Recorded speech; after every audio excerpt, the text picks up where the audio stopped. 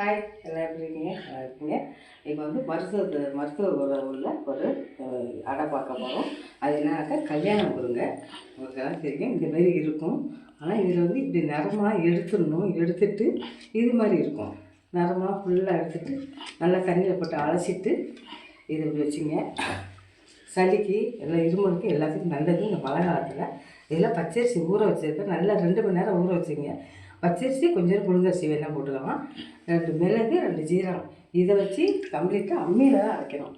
மிக்சியில் அரைச்சாக்கா அது மருத்துவம் இல்லை. அம்மியில் அரைச்சா நம்ம 2 அரை தான் சுட போகிறோம். அதனால 4 பேருக்கு கூட பாதி போதும்.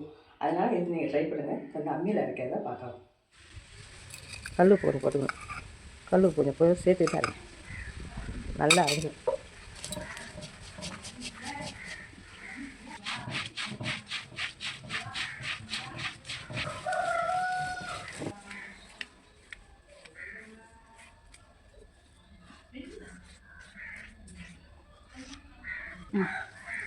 இந்த அரைச்சி தோசைகளை வச்சு கட்டுறதை காமிக்கிறேன் பாருங்கள். இது வந்து 2 3 கூட சாப்பிடுவோம்.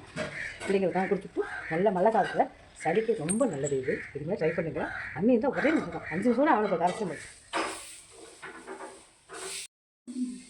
இவங்கப்பா ஒரே செய்கிறது தான் கட்டினது வந்துடுவோம். இதுக்கு ஒன்றும் குளிக்கலாம் வைக்கக்கூடாது. அம்மியில் அரைச்ச உடனே வந்து தட்டி சாப்பிடுங்க. சளி தொண்டை இருமலும் எல்லாம் வந்துடும். கண்ணால் பார்த்துக்கணும் உங்களுக்கு தெரியும். இது பாருங்கள், மருமகள் கொடுக்குற பாருங்க.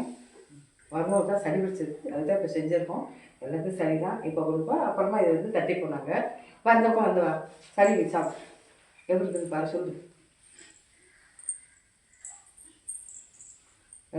பாரு, நல்லா சூடாக சாப்பிடுங்க. நல்லாயிருக்கும். அப்படியே இருமல் எல்லாத்தையும் நல்லது. இந்த மழை காலத்தில் இதை யூஸ் பண்ணி எதாக இருந்தாலும் நம்ம மாத்திரை வந்த விட இதெல்லாம் செஞ்சு சாப்பிடுங்க. நல்லா உடம்புக்கு வயிற்றுக்கு எல்லாத்துக்கும் நல்லது. சளி முக்கியமாக வரும். மிளகு ஜீரகம் 2 கல் உப்பு இந்த அரிசி வச்சு அரைச்சிங்க. 2 அரை தட்டினா போதும். வீட்டில் உள்ளவங்க பாய் சாப்பிட்டா போதும். அதுவே உங்களுக்கு தெரியும் ரிசல்ட்டு. இதை ட்ரை பண்ணி ஒன்று வேலை தான், ஈஸியான வேலை.